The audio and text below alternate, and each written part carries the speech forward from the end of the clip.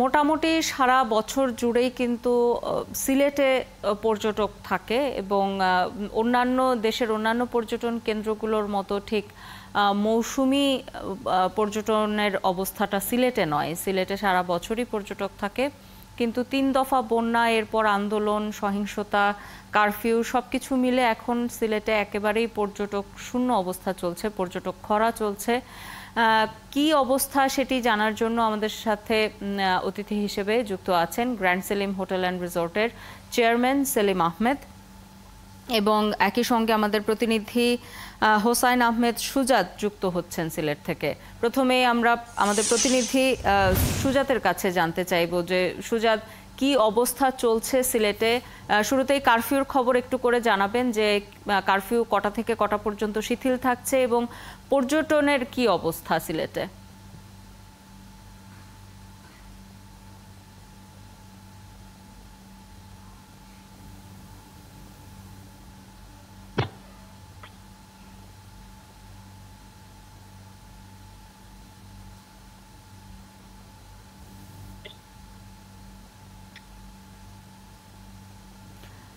আমাদের প্রতিনিধির সঙ্গে যুক্ত হতে পারছি না, চেষ্টা করছি, তার সাথে যুক্ত হতে পারলে নিশ্চয়ই যুক্ত হব। আমাদের সাথে অতিথি যুক্ত আছেন গ্র্যান্ড সেলিম হোটেল অ্যান্ড রিসোর্টের চেয়ারম্যান সেলিম আহমেদ। স্বাগত জানাচ্ছি আপনাকে ৭১ সকালে। শুভ সকাল। এই যে পর্যটনের যে কথাটি বলা হয় যে সিলেটে সারা বছর পর্যটক থাকে, আসলে বিষয়টা কি? কোন মৌসুমে পর্যটকের সংখ্যা সবচেয়ে বেশি থাকে এবং এখন কি পরিস্থিতি চলছে? ধন্যবাদ আমাকে ৭১ সংযোগে যুক্ত করার জন্য। আসলে বিষয়টা হয়েছে যে সিলেটে এই কথাটা সত্যি যে সারা বছরই পর্যটক থাকে, কারণ হলো সিলেটের প্রকৃতিটা ভিন্ন।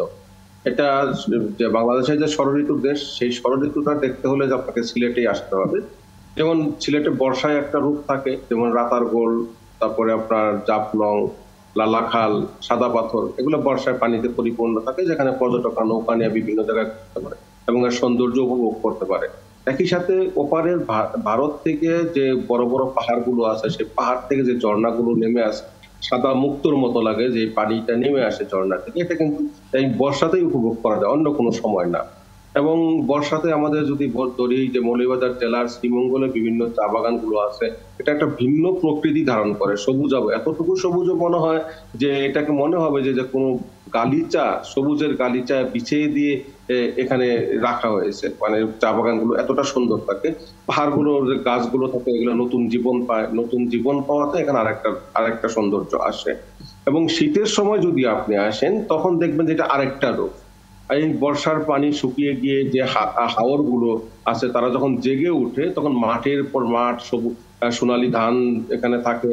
ধান কাটার পরে দেখবেন যে বিভিন্ন প্রাকৃতিক দৃশ্য এখানে বেরিয়ে আসে, সেই দৃশ্যগুলো অন্যরকম। শ্রীমঙ্গলে তখন চা গাছের গুলো চলে, প্রুনিং চলে, তখন আলাদা একটা সৌন্দর্য এখানে দেখা যায় এবং অনেক কিছু জানা যায়। তো আসলেও যে সিলেটের যে প্রকৃতি, এই প্রকৃতিটা মানে বাংলাদেশের অন্যান্য জায়গার থেকে সম্পূর্ণ ভিন্ন। এখানে যেমন হাওর আছে, যেমন পাহাড় আছে, যেমন নদী আছে, যেমন আপনার চা বাগান সহ আরো অন্যান্য অনেক কিছু আছে, যেটা বাংলাদেশের অন্যান্য জায়গায় এইরকম এত অল্প জায়গার মধ্যে এত বেশি আপনি পাবেন না। তো যার ফলে হয়েছে যে শ্রীমঙ্গলটা বা সিলেট জোন বেল্টটাই সারা বছর পর্যটকদের জন্য একটা উপযুক্ত জায়গা, ভ্রমণের জন্য একটা উপযুক্ত জায়গা। এখানে ভ্রমণ করলে মানুষের যে ক্লান্তি, সেটা সিলেটে ভ্রমণ করলে সেই ভ্রমণের ক্লান্তিটা কখনোই আসবে বলে আমার মনে হয় না। এবং আমরা দেখেছি পর্যটকরা ঘুরলে তারা বলেও থাকেন অনেক সময় যে আরেকটা দিন যদি বেশি সময় পেতাম আরো বেশি ঘুরতে পারতাম। এখানে যেমন শ্রীমঙ্গলের কথা যদি বলা যায়, এখানে যদি আমরা বাক্যা বিলে যাই, এখন একটা মানে পানিতে পরিপূর্ণ মাছ শিকারীদের দেখা যাবে বা মাছ শিকার করছে দেখা যাবে। আবার যখন শীতের সময় আসবেন তখন বিভিন্ন অতিথি পাখি, বিশ্বের বিভিন্ন দেশ থেকে যে পাখিগুলো বাংলাদেশে চলে আসে, এটা বাক্যা বিলে আপনি তখন অনেক কিছুই দেখতে পারবেন। এবং যেটা আছে যে লাওয়াছড়া এখন আছে, ছোট ছোট ঝর্ণাগুলো আছে, ঝর্ণাগুলো তো বৃষ্টির পানিতে পরিপূর্ণ। শীতের সময় দেখবেন যে এগুলো নিচ থেকে ছোট ছোট নুড়ি পাথর বেরিয়ে আসছে এবং বালু বেরিয়ে আসছে, বালুর উপর দিয়ে যে পানিগুলো বেরিয়ে আসে, কাঁচের মতো স্বচ্ছ পানি থাকে, এগুলো কিন্তু এখানে দেখতে পাবেন। এবং পাশাপাশি যা করতে পারবেন যে আপনার রাস্তাগুলো এত সুন্দর থাকবে যে আপনি যেখানে ইচ্ছে সেখানে যেতে পারবেন, যেখানে ইচ্ছে করতে পারবেন। আর যারা বৃষ্টি পছন্দ করেন তারা তো এই বর্ষাকালটা অবশ্যই পছন্দ করবেন। শ্রীমঙ্গল সিলেটে ঘোরার জন্য। এই সময়টাতে আপনাদের পর্যটনের অবস্থা কেমন জানতে চাই, যে পর্যটক সংখ্যা কেমন পাচ্ছেন এখন? আসলে হয়েছে কি যে পর্যটন এমন একটা খাত, বাংলাদেশে যখন বিভিন্ন ক্রান্তিকাল বা সংকট চলে আসে, তো সেই সংকটের মধ্যে যেই খাতটাতে সবচেয়ে সবার আগে প্রভাব পড়ে সেটা হলো পর্যটন খাত। যেমন ধরেন যদি পরিবহন ধর্মঘট হয়, সেখানে আপনি দেখবেন পরিবহন ধর্মঘটের পর্যটন খাতটায় প্রভাব পড়বে, কারণ মানুষ তখন আসতে পারবে না।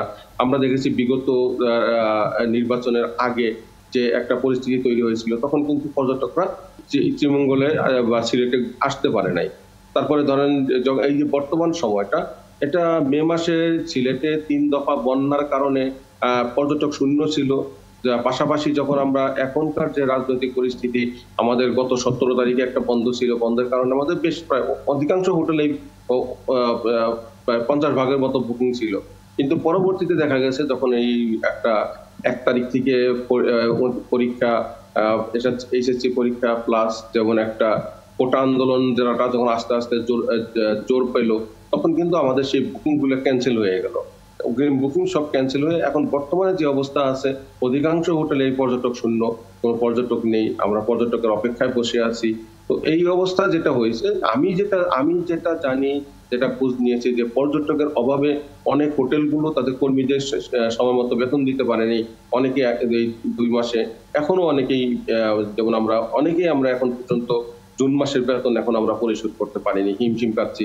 বিদ্যুৎ বিল দেওয়া কষ্টকর হয়ে যাচ্ছে, কারণ আমাদের মূল ব্যবসা হলো পর্যটক। মানুষ আসবে, তাদের কাছ থেকে যে আয় আসবে, সেই আয় থেকে আমাদের সমস্ত ব্যয় আমাদের নির্বাহ করতে হবে। কিন্তু আমরা যদি সেই পর্যটক না আসতে আমাদের কাছে, তাহলে আমরা আয়ই করতে পারবো না। দ্বিতীয়ত হলো যে আমাদের গত প্রায় ধরেন, আপনি এটা জানেন যে 1 সপ্তাহের উপরে হলো ইন্টারনেট নেই, যাওয়া আসে আমাদের ফেসবুক বা মার্কেট যেটা। এখন অধিকাংশ হোটেলগুলোর মার্কেটিংটা চলে ফেসবুক কেন্দ্রিক এবং আপনার ইন্টারনেট যার ওয়েবসাইটের মাধ্যমে। কিন্তু এটা যদি আমরা সার্ফিং না করতে পারি, এটা যদি আমরা আমাদের প্রচারণা না চালাতে পারি, তাহলে কিন্তু আমরা পর্যটক পাবো না। কেননা আমাদের যত কন্ট্যাক্ট নাম্বার গুলো আছে, যা কিছু আছে, মানুষ আমাদের এই নেট থেকে আমাদের এই কন্ট্যাক্ট নাম্বার গুলো সংগ্রহ করে আমাদের সাথে যোগাযোগ করে থাকে। এই পরিস্থিতি থেকে উত্তরণের কি উপায় আপনার কাছে মনে হয়, এবং এই পরিস্থিতি সামাল দিতে কতটা সময় আপনাদের লাগবে? এখন যদি আমরা ধরি যে পর্যটক খাতটা বাংলাদেশ সরকারের একটা অন্যতম উল্লেখযোগ্য খাত, এবং সরকার মনে করেন যে এই খাত থেকে অনেক রেভিনিউ আয় করা, অনেক রেমিটেন্স আয় করা সম্ভব। কিন্তু এখন দেখা যায় বাংলাদেশের অন্যান্য বড় যে ব্যবসা যেগুলো আছে, যেগুলোকে তাদেরকে সাংগঠনিক ভিত অনেক শক্ত, তারা কিন্তু তাদের দাবি দাওয়া গুলো তুলে তাদের ক্ষতির পরিমাণটা কি হলো সেটা কিন্তু তারা জানিয়ে সরকারের কাছ থেকে কিছু একটা সুবিধা আদায় করার চেষ্টা করে। কিন্তু পর্যটন খাত এমন একটা খাত, যেই খাতকে এখনো পর্যন্ত আমাদের বেসরকারি বা সরকারি যে আর্থিক প্রতিষ্ঠানগুলো আছে, তারা আস্থার উপরে নিতে পারে নাই। আমরা যদি আজকে একটা বড় কাজ হাতে নেই, বড় একটা প্রজেক্ট হাতে নেই, যদি আমরা ব্যাংক লোনের জন্য দৌড়াই, কোনো ব্যাংকই পর্যটন খাতে বা রিসোর্টে কোনো ব্যাংক ইনভেস্ট করে না, অর্থাৎ লোন দেয় না। লোন না দেওয়াতে হয়েছে কি যে এখন আমরা কিন্তু তারপরে আমাদের ধরেন আমরা বিচ্ছিন্নভাবে, বাংলাদেশে বিচ্ছিন্নভাবে আমরা যেমন ব্যবসায় আছে, যেমন কক্সবাজারে আছে, সিলেটে আছে, শ্রীমঙ্গলে আছে, এর বাইরে বড় ধরনের কোনো রিসোর্ট ব্যবসা, এত বড় রিসোর্ট ব্যবসা আছে বলে আমার জানা নেই। তো যার ফলে হচ্ছে কি আমাদের যে আর্থিক ক্ষতিগুলো থাকে, এগুলো কিন্তু আমরা সরকারের কাছে দাবি তুলতে পারি না, আমাদের একত্রিত কণ্ঠ না হওয়াতে। যার ফলে হয়েছে এখন এই যে আমাদের যে এই সমস্যাটা তৈরি হয়, আর সেই করোনাকালীন পর ক্ষতিটা পুষে ওঠার সুযোগ কম পাওয়া যায়, যেটা আপনি বলছিলেন যে কণ্ঠটা একত্রিত হচ্ছে না, যে কারণে।